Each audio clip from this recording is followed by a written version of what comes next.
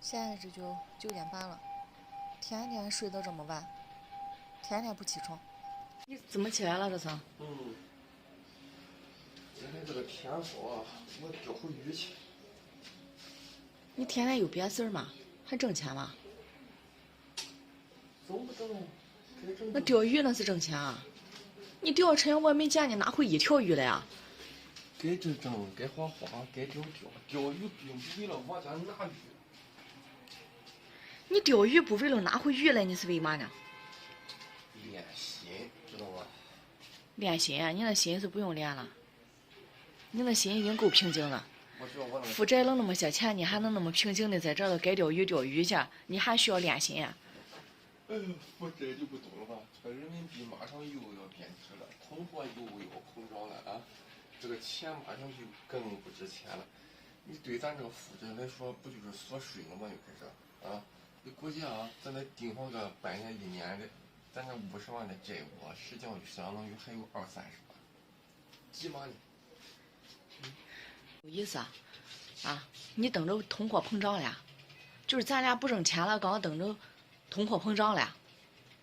你正常吗你哈？挣钱挣啊，我没说不挣钱。行了，别梳你那个头了哈。我头痒了，我3-4天没洗了。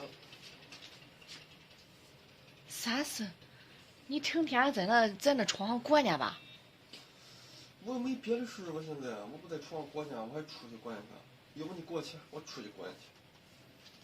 我为嘛给你钱啊？我为嘛给你钱啊？你找你妈要去啊？我妈没钱。你妈没钱，我有钱啊？没钱。你放屁吗？你在这了？你该跟谁要给谁要去哈？你没钱，你出去借去。你妈怎么不出去借去？你怎么不出去借去？你妈借不着。别梳你那个头了。哎。干嘛？你出去干嘛呀？周润发。有那么穷屌丝的周润发吗？我没有啊。我也不是屌丝。你怎么不屌丝啊？还有比你更屌的吗？我只是暂时的老婆。暂时的，你暂时好1年了。说翻身很快啊，知道吗？你等着好吧，还有以后这个酒啊，我得少喝了。哎呦，难受啊，天天。你天天喝，你天天有别事儿吗？你成天有别事儿吗？你天天出喝酒，我看你没别事儿了。大话得少喝酒，戒酒，戒烟。戒吧，行了，别说了。我都怀疑你是钓鱼去吗？我钓鱼去干嘛呀？咋着你啊？走了。你走吧。这个玩意儿不走，谁给的？发的。那这个我烧着吧，我给他送去。你给谁送啊？你出去钓鱼你不挣钱，你还在给烧点东西啊？哎呦，回头别人还得再给你送回来一些了。人没有过，我也没看谁给你送过。你钓鱼去你拿这个嘛？穿着个拖鞋，你看你什么样啊？你天天。穿拖鞋又不能掉下。再说了，我那家伙事儿都在地上来，等俺换个布鞋，不就掉上了吗？我走了。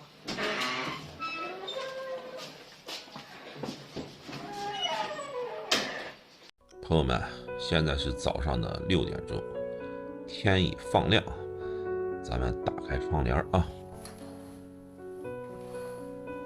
现在室内温度是18度，哎呀，天儿越来越冷了，日子也越来越难熬了，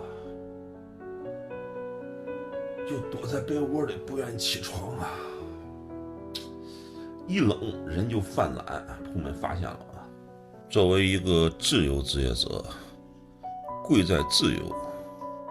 咱们想什么时候起就什么时候起，不想起咱就不起，想干活的时候再去干活，就是这么任性。时光如梭，衣不如新，人不如故。往事已成过眼云烟，如今失业躺平在家，大被独眠。寒江孤钓，知影向谁去？空有一腔热血无处使。数风流人物，老木已不看今朝。躺在床上啊，老木是感慨万千。又找出了当年的毕业证，感叹啊，玫瑰犹在手，人事却已非啊。不知道当年老穆的大学同学们还好吗？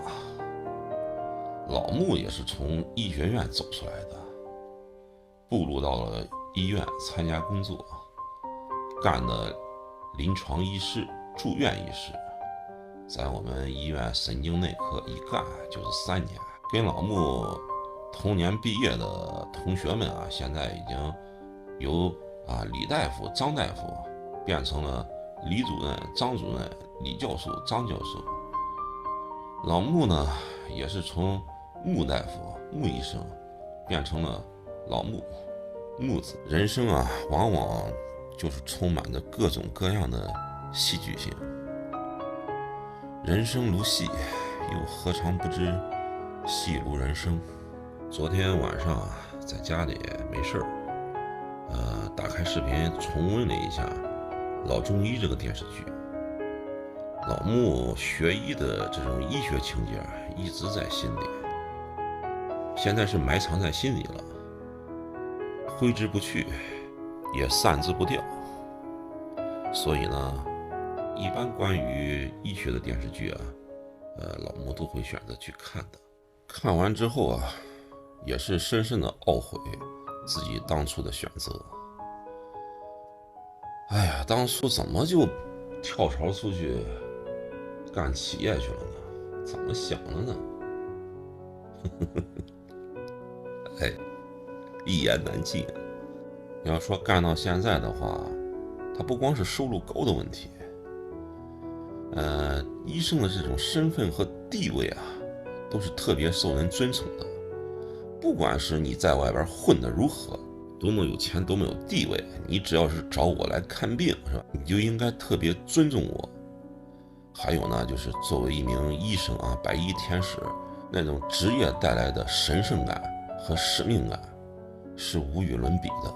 我相信啊，每一位医生骨子里都有一种来自心底的骄傲。你说老穆当时要坚持下去啊，咱不说能混到副高或者正高的，最起码也得是个主治大夫了，一个月6、7千块钱应该没啥问题。